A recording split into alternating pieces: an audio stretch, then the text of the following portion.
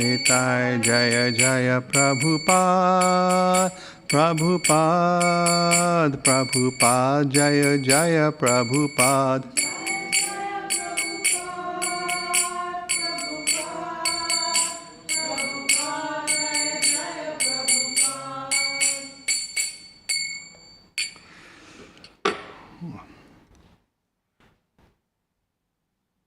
Okay, so thank you for coming today and joining us online. So we're going to read from the Bhagavad Gita as it is today.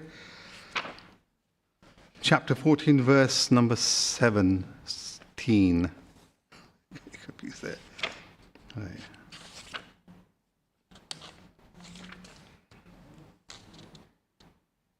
Let's go. Okay. So the verse goes something like this. Satvat sanjayate jnanam rajaso lobha evacha pramada moho tamocho bhavto jnanam evacha. Satvat sanjayate jnanam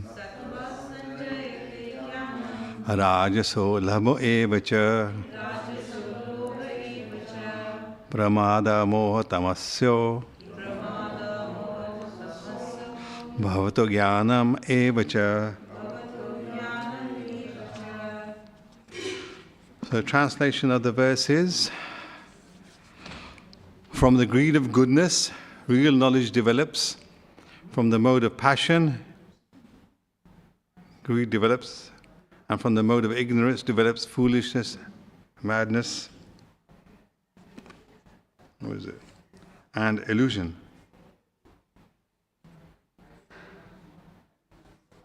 Yeah, that's it. From the mode of goodness, real knowledge develops. From the mode of passion, greed develops. And from the mode of ignorance develops foolishness, madness, and purport, illusion. So it's purport by His Divine Grace A.C. Bhaktivedanta Swami Srila Prabhupada. Jai. Since the present civilization is not very congenial to the living entities, Krishna consciousness is recommended. Through Krishna consciousness, society will develop the mode of goodness. When the mode of goodness is developed, people will see things as they are. In the mode of ignorance, people are just like animals and cannot see things clearly. In the mode of ignorance, for example, they do not see that by killing one animal, they are taking the chance of being killed by the same animal in the next life. Because people have no education and actual knowledge, they become irresponsible. To stop this irresponsibility, education for developing the mode of goodness of the people in general must be there. When they are actually educated in the mode of goodness, they will become sober, in full knowledge of things as they are. Then people will be happy and prosperous. Even if the majority of the people aren't happy and prosperous, if a certain percentage of the population develops Krishna consciousness and becomes situated in the mode of goodness, then there is the possibility of peace and prosperity all over the world. Otherwise, if the world is devoted to the modes of passion and ignorance, there can be no peace or prosperity. In the mode of passion, people become greedy and their hankering for sense enjoyment has no limit. One can see that even if one has enough money and adequate arrangements for sense gratification, there is neither happiness nor peace of mind.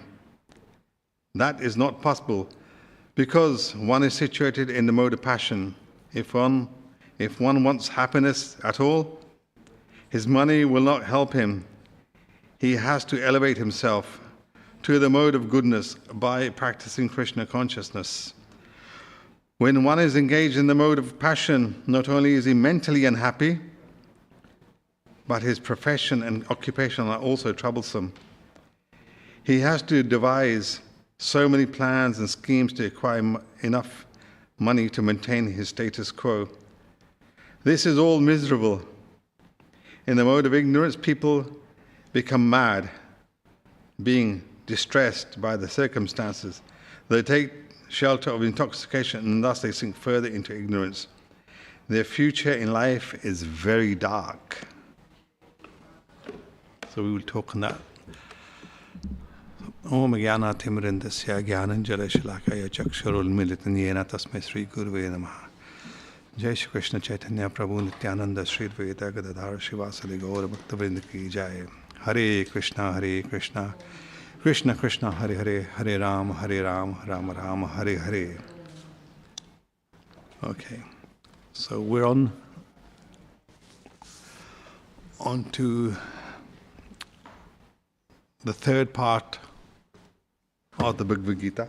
No, I don't need that. So, which is, obviously we all know that's divided into three parts, chapter 1 to 6, which is Karma Yoga, how to work in a specific way, and then we've got chapter 7 to 12 about Bhakti Yoga, tells us how to approach Krishna using 9 processes of devotional service, and now 13 to 18 is Jnana Yoga, about self-realization and all about the self. So today's topic, chapter 14, is about the 3 modes of material nature. We see things all around us, and the things are moving very fast. We're all busy doing things, thinking time is on one side, but time is very limited. Our time is limited. We don't know how many minutes, how many seconds we have. Do we have the next day, the next hour? So we're suffering. We're tied down. What are we tied down? By the 3 modes of material nature. And quite often we think, 3 modes of material nature, really? But we are. But are we in control of everything we do? We're not. We think we are, but no, we're not. So how do we control these things? How? What's the way out of it? So we're suffering. We are all suffering. We have the symptoms of suffering. Not only humans, but even animals. Now what are they? We will have desires. We will have hatred. We will have happiness and we have distress in different proportions. It varies. Now where does it all stem from? Where does it come from? It comes from the mind. Because for a long, long time we have been conditioned by these 3 modes. So what are these 3 modes? I think we're all familiar with them. Satagun, which is the mode of goodness. You got Rajagun, which is the mode of passion, and Tamagun, which is in the mode of ignorance. Now these 3 modes are constantly fighting among themselves. These are very subtle forces. Sometimes we think, you know what, I'm not suffering from them. No, that doesn't apply to me, but they do. They're very, very subtle. They influence us physically, mentally, and emotionally. Now we think, really? Is that so? Yeah, they are. They're.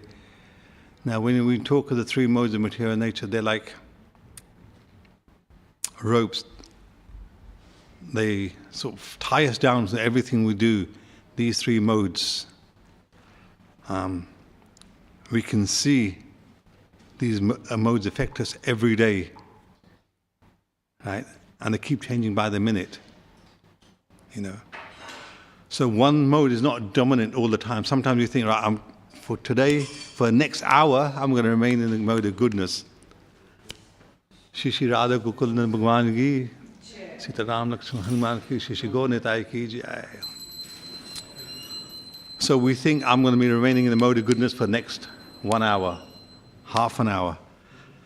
But something or another changes that. Like Krishna says in Bhagavad Gita 2.40, Martas prastas tukantaya sitoshana sukha dukkadaha agam paima nityas tamastitaksha bharata. O son of Kunti, the contact between the senses and the sense objects give rise to fleeting perceptions of happiness and distress. These are permanent, these are non-permanent and come and go like the winter and summer seasons. O descendant of Bharat, one must learn to tolerate them without being disturbed. So even these 3 modes of material nature constantly fleeting moments. We have fleeting moments of happiness, sadness, and anger, and frustration, and sometimes we're in the mode of ignorance, passion. I mean, the classic example is like, when we drive in the car, we're driving somewhere, sometimes you could be driving so peacefully, nice clear road, and somebody all of a sudden just pulls out from the side, or something happens to you, and in the spur of the moment, you come into a rage or fit. Your concentration lapses, all of a sudden, you go into tamagun, you're so ignorant, and passion takes over. Why did that driver do this? Why did that person do this? And your temper changes just in the click of a finger. So this is what happens.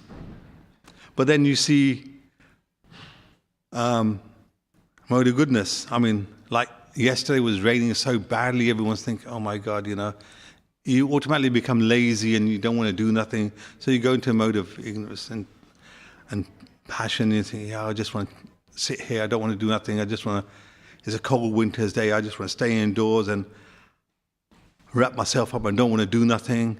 Yet, if it was a summer's day, bright afternoon, sun is shining, you become in the mode of goodness. You just want to go out there and do things. So that's how it is. It's just constantly changing. Now, these three modes of material nature, they are, if you just consider them, when we went to school, they said to us, you got the three primary colors, red, yellow, and blue. Yeah? So now, by a combination of these, there's infinite different colors that we can make. If you, I can't even think what they are now. Like, you can get yellow and red, and it gives you orange, and you get other colors, green. The combination is there. So the modes of material nature are like they're like these three colors. They think that's how you best to describe it. Like these three colors, right? And then with the combination of these three colors, there's so many combinations that we create. And the three modes of material are like that. You've got the three strands, and out of these strand ropes, and there's many, many little ropes that come out of it. So they're constantly twisting and turning and binding us. And what are they binding us back into this material world? They're keeping us attached to it. You think that, okay, you know what? I will refrain from doing X, I'll refrain from doing Y, but no, again, even though no matter how much you think I can refrain myself from doing X or Y, something at the back of your mind will just, in a moment, just trigger something. And your attention is diverted to something else. You will think about, this person said this to me. Straight away, your attention span is constantly changing. So you're moving away from that moment of trying to be in the mode of goodness. Now you're going to the mode of passion. Why? Oh, I want to do this to that person. It's like, quite often we get angry and we can be happy at the same time. An example of this is like, supposing you apply for a job, you wanted a particular job, but you don't get that job. And then you say to yourself, you know what? Constantly you're thinking about, why didn't I get it? I definitely needed that job. I needed that so badly. But then when you don't get that job, you think, you know what? I didn't want it anyway. Sometimes when you come back, say, I don't want it anyway. And say, oh, good job, that person's got it, because I didn't like that person anyway. So your mind is constantly in conflict. But are we really in control of these things? No. Because we are not the controllers.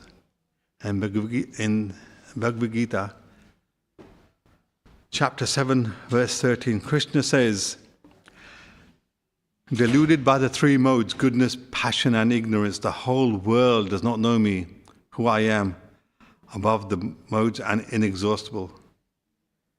Lord Krishna says, every living entity under the influence of material nature has a particular type of body and a particular type of psychological and biological activities accordingly. So now you think, okay, that's quite strong. So really you think, who will have different bodies. You've got 840 million species of life, so everyone is in a particular mode, either mode of goodness, passion, and ignorance. Like when we see in animals, like we have the Goshala, you see the cows. They're so carefree, they don't harm anyone, they don't say nothing to anyone. They're living in the mode of goodness. That's a classic example of being in the mode of goodness. And then you have things like tigers, lions, and monkeys. They're sort of in the mode of passion. Monkeys are jumping around from here to there. Especially if you go to Vrindavan or other places like that. If you have something in your hand, and the monkeys can spot it from sitting on the top, so far away, they just come and snatch it out of your hand, so they're constantly doing things like that. And then you have animals in the mode of ignorance, like things like foxes, jackals, and other animals that just want to kill and eat, basically. That's all they're interested in. Eat, kill, sleep, that's it. And then in the human species life, you've got demigods who are in the mode of goodness, you've got humans who are in the mode of passion. So you have a whole variety of, then you've got people who, in the mode of ignorance, who commit heinous crimes and things like that. So everyone's in a different mode constantly, And no matter how much you think, they do affect us. And then in chapter 14, verse 5, Krishna states, material nature consists of three modes, goodness, passion, and ignorance. When the eternal living entity comes into contact with nature, O mighty Arjuna, he becomes conditioned by these modes. So when you think of it, we are constantly being conditioned by these modes from the very moment we are born. So from the moment we are born, we think, okay, I'm being nurtured at home, I'm being nurtured here. The cycle, the process of the three modes of material nature start their part. Now, they say a person who's in the mode of goodness, all his gates are illuminated.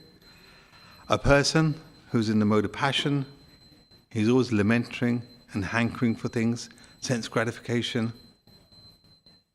A person who's in the mode of passion is living in illusion, and he can be harmful to all. He's thinking, everything is mine. I can do this, I can do this. But really, it doesn't happen. We're not in control of anything. We are all spirit souls. We're all part of Krishna, as it quite states. So we are minute particles of Krishna. So as we know, Krishna is full of Satchit Anand, full of bliss. So similarly, because we're part of Krishna, we're a minute particle, we also have those qualities of Krishna. So the soul is always pure. Krishna states the soul is pure, it cannot be dried, it cannot be cut, it cannot be withered. Nothing happens to the soul. The soul is always going to remain pure, just like a droplet of water. When it falls from the sky, it's clear. The moment it comes into contact with mud, it becomes muddy. And then, obviously, if you want to filter it out, clear it out, it takes a long time to clean that water droplet out. So it's very similar for us. We're spirit souls.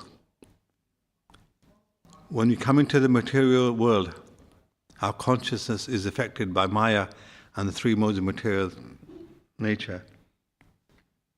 And what is this consciousness, we always ask? It's life that we see all around us, in every one of us. Things grow, things change. You see life is constantly changing in front of us. You see an infant into a child, into an elderly person. So it's all happening there. That is life. So when someone passes away, we say, oh, the body is there. A few days before, we were calling that person, that loving person, by his name. But now we say, oh, that person has died. His body is there. We don't say, oh, that is so-and-so still there. No, because that living force has gone. That consciousness that was inside him has gone. So when we think that this material world, this consciousness is pure, how can we describe it? I'm sure many of us have been to school. Even light is pure white light, from the sun's rays. It's absolute pure white light. So I'm sure we've all been to school, done physics at some point or another. Yeah? So the example is, the prism that we have, that triangle prism. Yeah? So our soul is like that light. When the light enters that prism from one end, and what they normally tell us is that light splits into 9 different colors. It's that one light is white, bright white light that enters the prism, but then on the other side you got a whole facet of different colors. So that's how the 3 modes of material nature affect us. We are pure spirit, soul, but as soon as we enter the material world, okay, the 3 modes of material say, I've got someone, I'll capture him. Let's see what we can do with this person. Let's see if we can change him. Shall we make him good? Shall we make him bad? See? And that's straight away. Now we think that, no, I can do good things, I can do bad things, but there's no one's going to keep an eye on me. Who's going to keep an eye on me?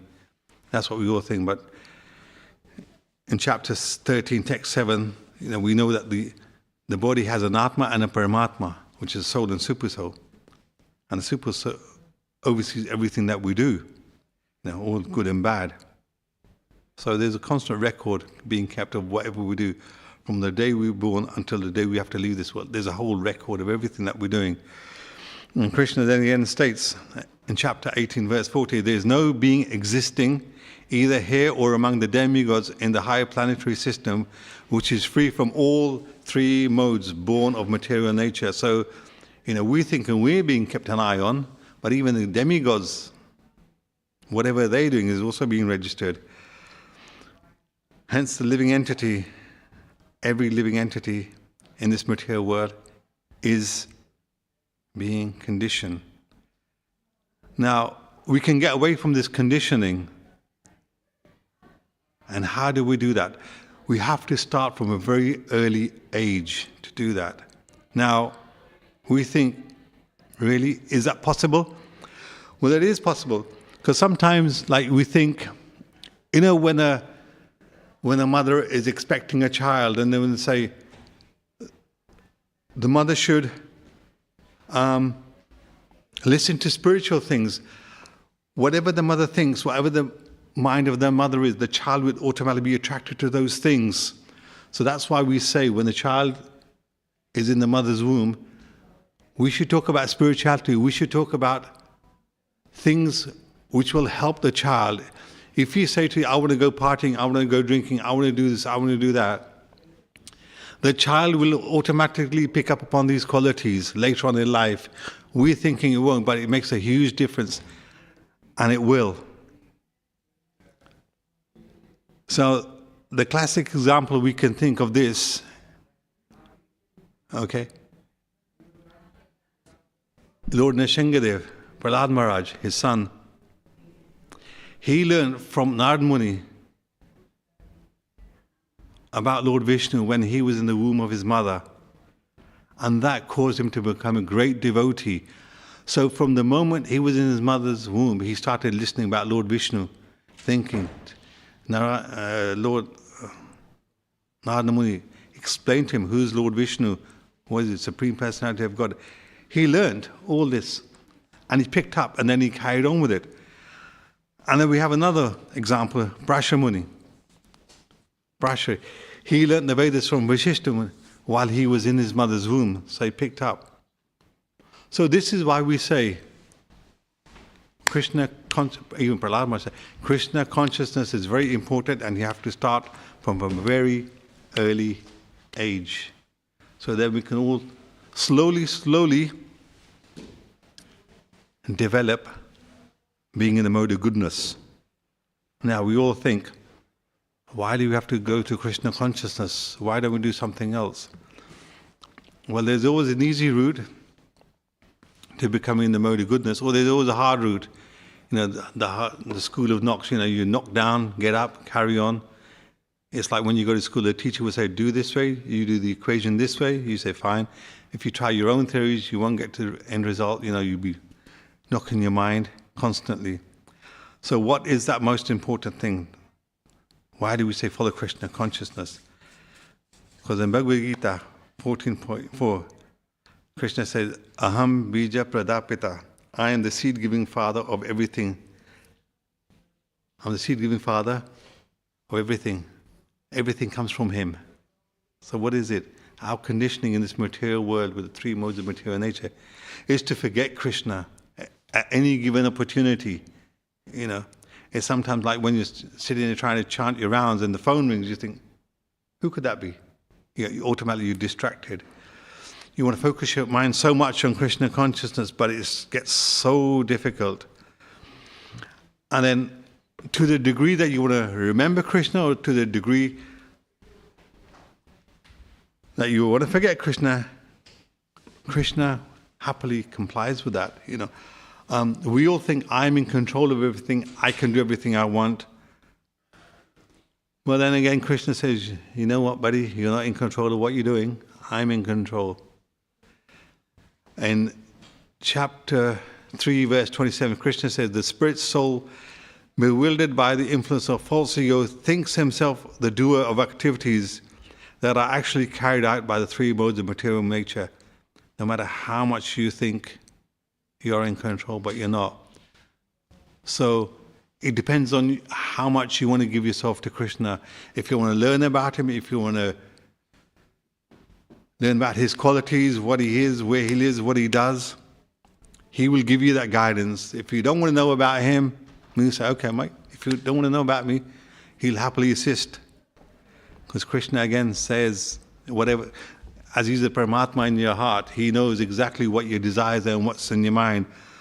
So Krishna says, Sarva sachaham hriday sanivesta mata smirta jnana apohanam cha vede sachava sarver aham eva vedya vedanta krit veda vid eva chaham. I am seated in everyone's heart, and from me comes remembrance, knowledge, and forgetfulness. By all the Vedas I am to be known. Indeed, I am the compiler of the Vedanta, and I am the knower of the Vedas. So this conditioning starts straight away. So our mind, you have to make your mind your friend, or it can be your enemy. So we're all trying to make the mind our friend. Why? Because we can always remember Krishna. And by remembering Krishna, we can condition ourselves to come out of this, try and remove ourselves from the mode of ignorance and passion and move towards the mode of goodness. Because this conditioning always comes from passion. When you're absolutely passionate for something and you want to do this and you want to do this and you don't achieve it, you lust after, I want that. Sometimes, and then you get angry. That's how so the whole thing starts from passion, develops into lust, it goes into wrath and illusion, and we're entangled by it. And these are not good things for us. Because what does Krishna say? He says, in chapter 16, verse 20, states that lust, anger, and greed are the three gates to hell of self-destruction for the soul. So this verse says, a sane person should give up all these three things because they are leading to degradation of the soul.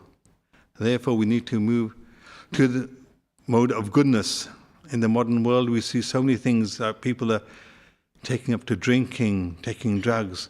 It's only a temporary solution for being in the mode of goodness. They think they're in the mode of goodness because they're not worried about what's happening, but really it's just a temporary solution. So we need to come out of these things. So we need to have control of our mind and understand our relationship with the body, who the Paramatma is.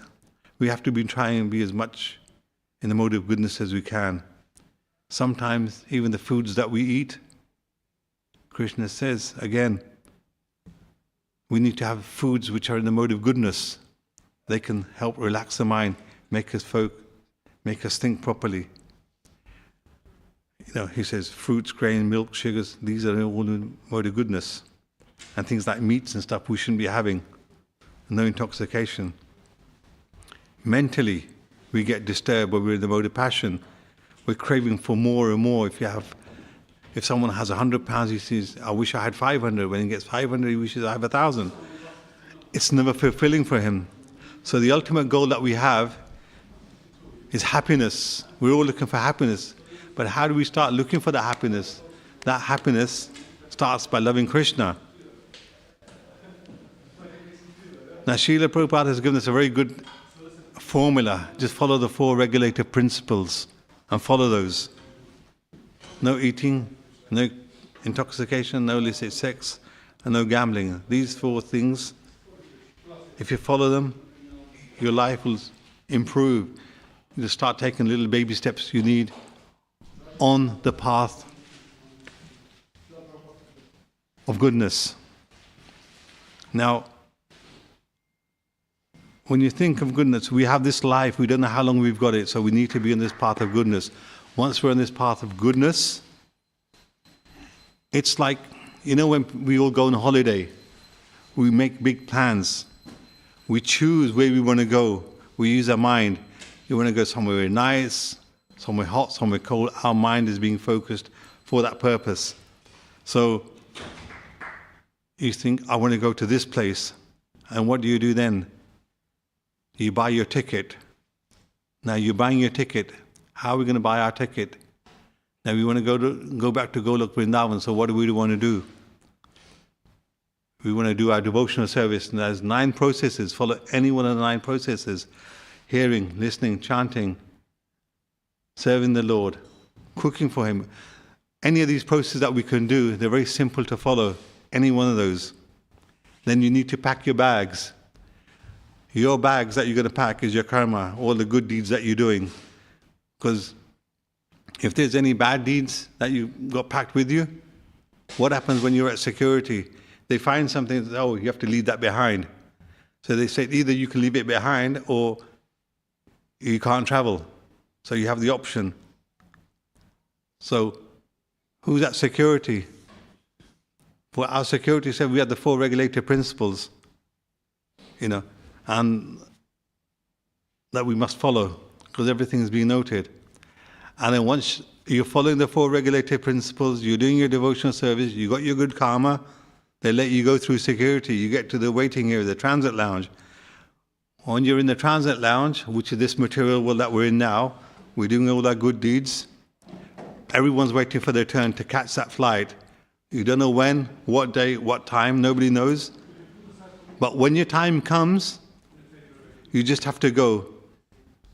But the beauty is, in Krishna consciousness, that when your time comes, it says,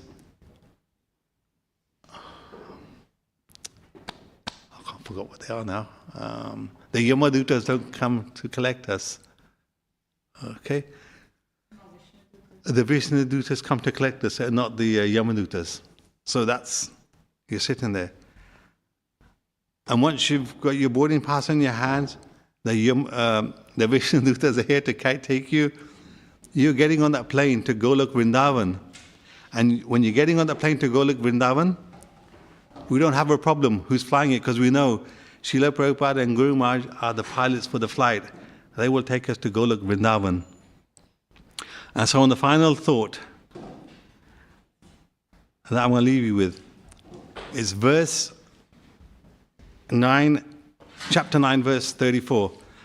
Man mana bhav mad bhakto mad jay mama namaskuru. Krishna says something very small, very significant that we can all take home with us today. Now this was spoken on the battle of Kurukshetra, right in the middle of the battle to Arjuna, this one line. What does Krishna says? Always think of me, become my devotee. Now, when you think of it, Krishna and Arjuna, a quick 2-minute talk between each other.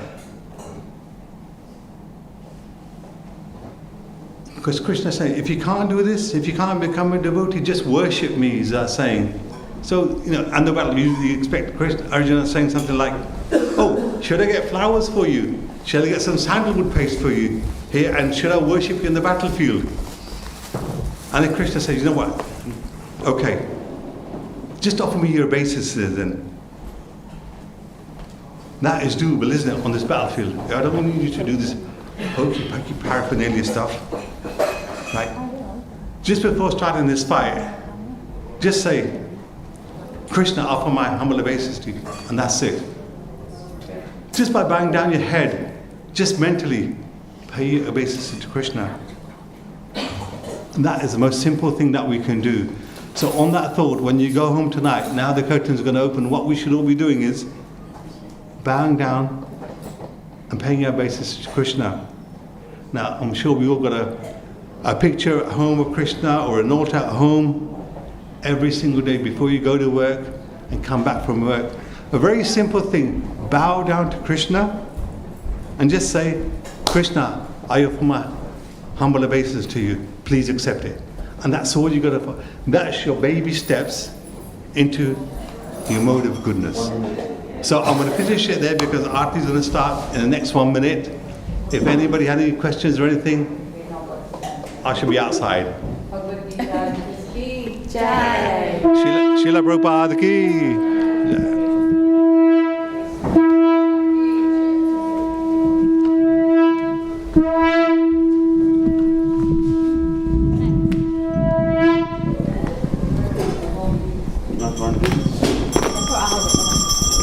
Jai. Shri Shri Radha Gokul नंद की, श्री श्री सीताराम लक्ष्मण हनुमान की, श्री श्री गौरानिताय की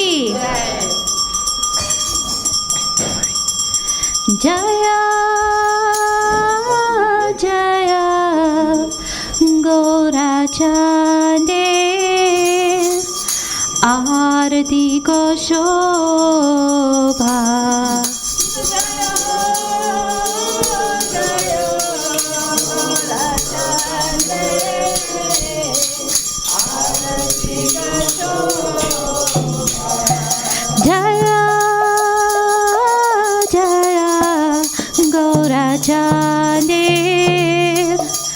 आरती को शोभा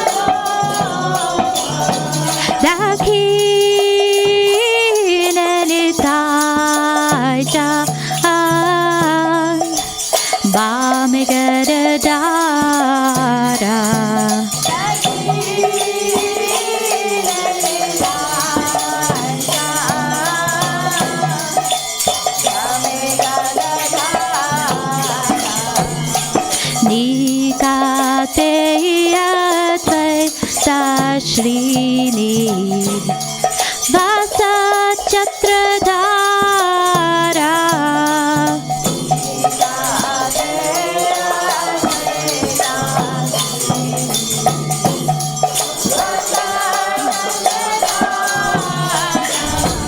बसी अच्छे गौराचा Ratna Sinhasane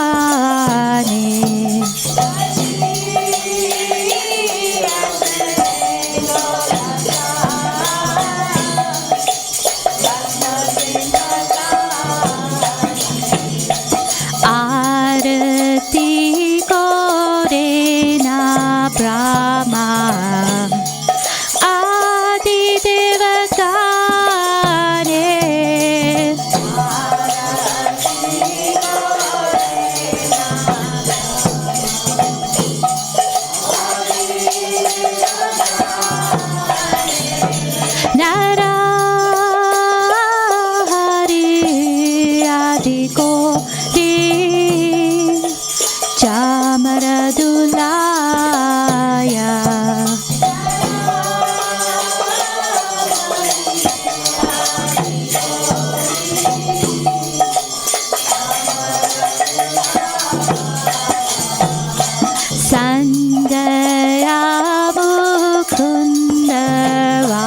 su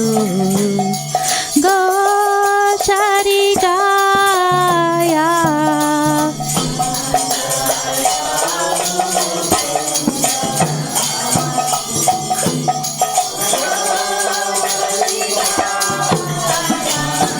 Shankha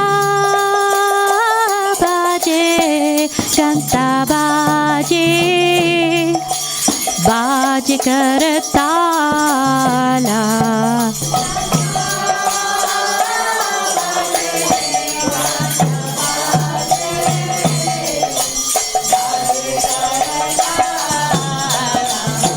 शंखा बाजे घंटा बाजे बाज Kartala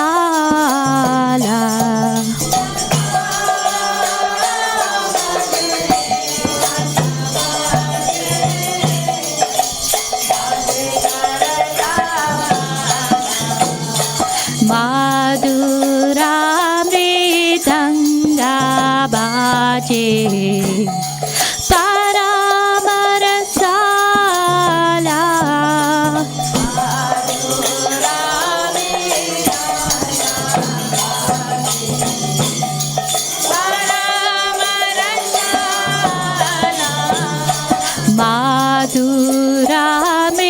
Madhuramritanga baje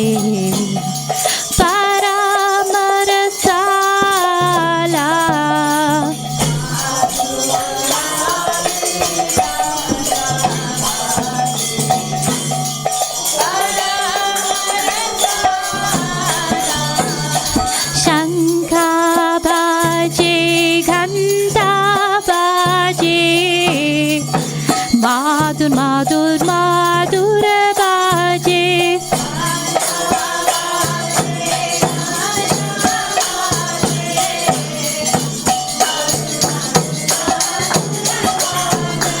Shankha baje Ghanta baje Madhur Madhur Madhur baje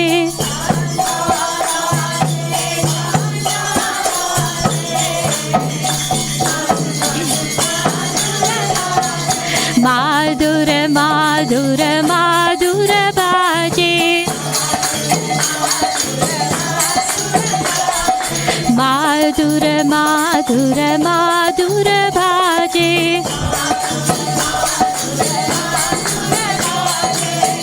Nitai Gaura Hari Bol Hari Bol Hari Bol Nitai Gaura Hari Bol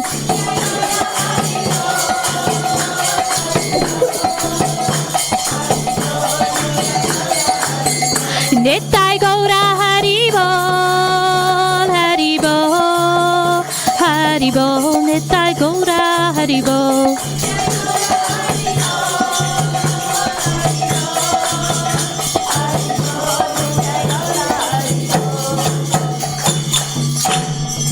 Bahu Koti Chandrajini Vadana Ujjvala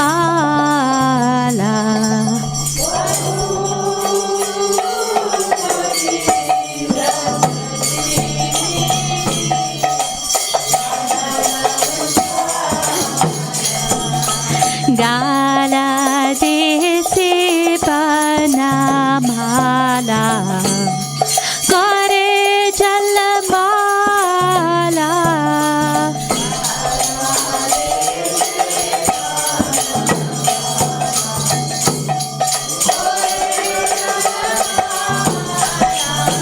Siva chuka narada Prem gargara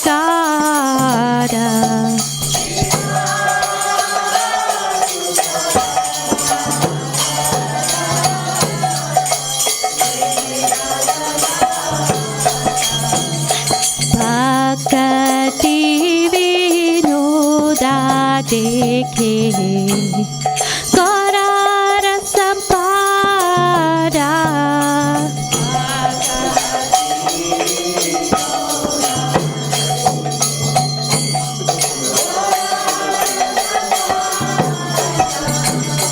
Bhaktivedanta dekhe Gaura Rasapada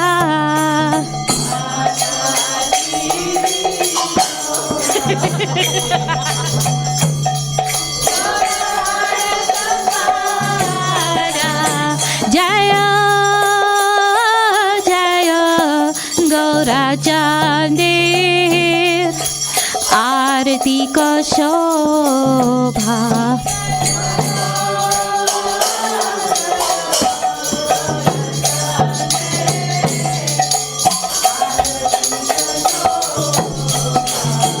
Jaya Jaya Gaura Chandir Arati ko shobha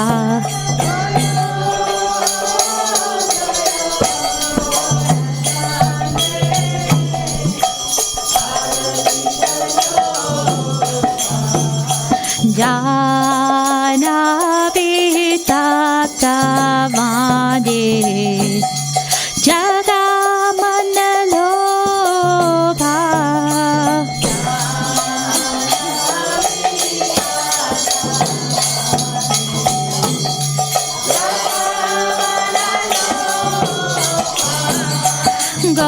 Gaurangi Arati Kochobha Jagajanamana-lobha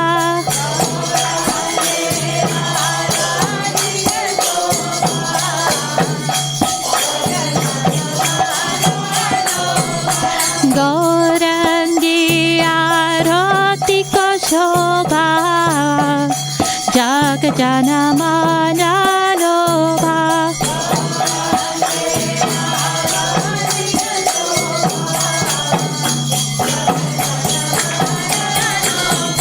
Jaga Jana Manya Loba Jaga Jana Manya Loba Nitai Gaura Haribol Haribol Haribol Nitai Gaura Haribol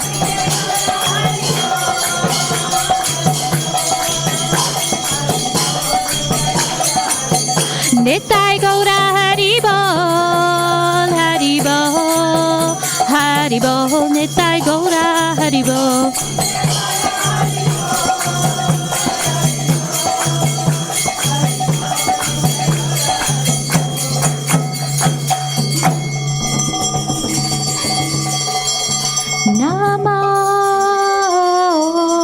Namo Vishnupadaya Krishna Prasthaya Bhutale Srimate Bhaktivedanta Swami Iti Namine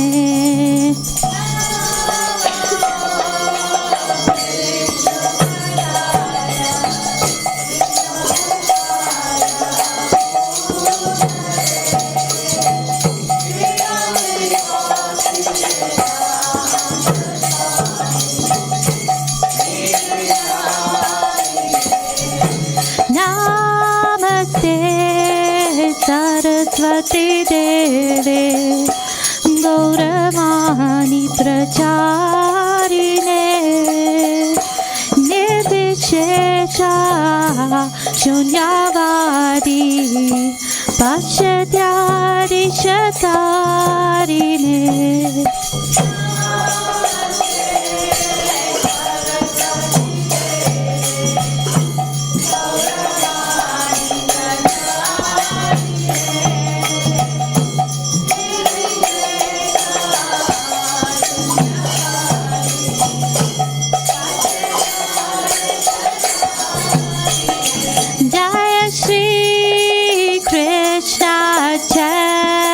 Chaitanya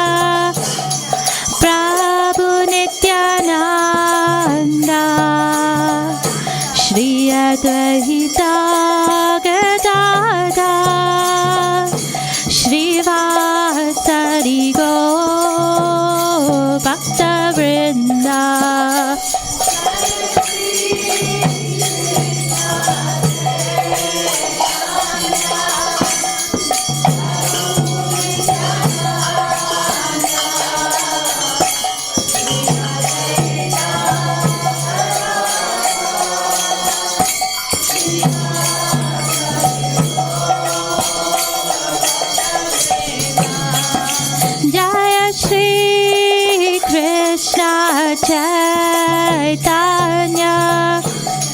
Prabhu Nityananda Shri Advaita Gadadhar Shri Vasari Gaur Bhaktivinoda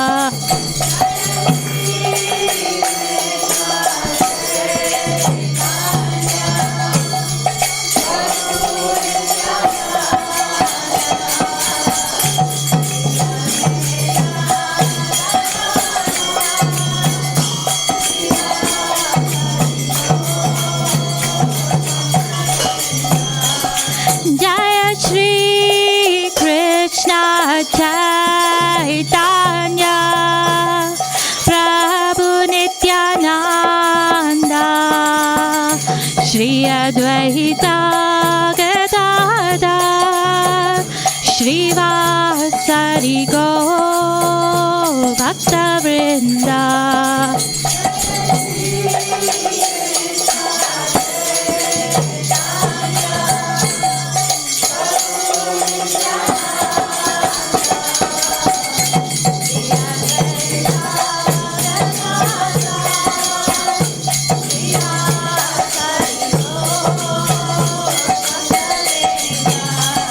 Hare Krishna, Krishna Krishna, Hare Hare, Hare Rama, Rama Rama, Hare Hare.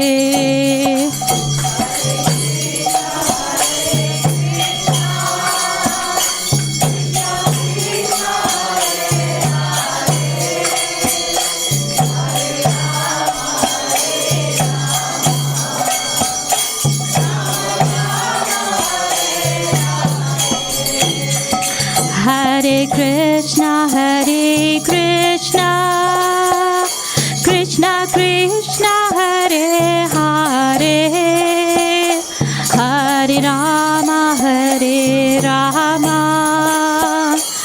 Rama Rama, Hare Hare.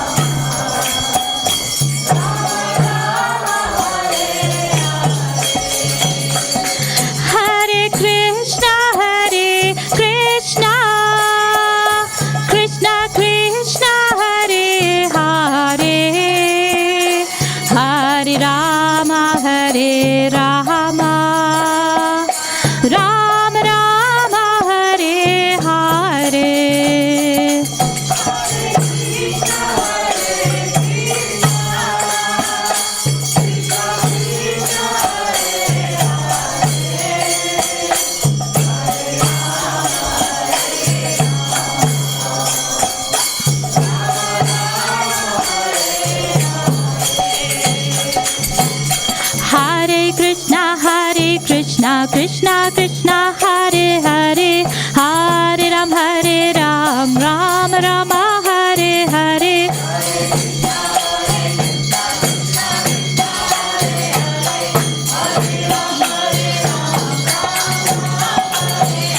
Hare Krishna Krishna Krishna Hare Hare, Hare Ram, Ram Rama, Hare Hare.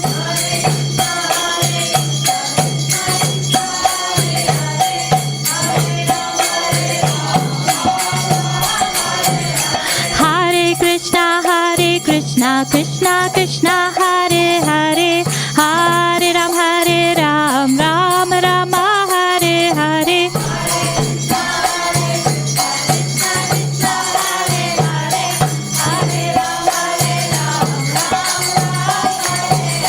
Hare Krishna Krishna Krishna Hare Hare Hare Ram Ram Rama Hare Hare